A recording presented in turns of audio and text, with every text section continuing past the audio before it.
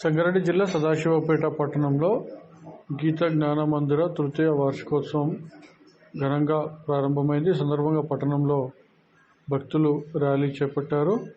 3 రోజుల పాటు ప్రత్యేక పూజా కార్యక్రమాలు, తృతీయ వార్షికోత్సవ మహోత్సవాలు నిర్వహిస్తామని తెలిపారు. ఈ సందర్భంగా మహిళలు కలశాల ఊరేగింపు నిర్వహించారు.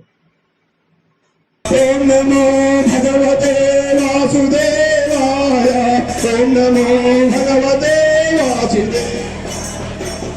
నమో భగవతే వాసుదేవాయ, ఓం నమో భగవతే వాసుదేవాయ, ఓం నమో భగవతే వాసుదేవాయ, ఓం నమో భగవతే వాసుదేవాయ,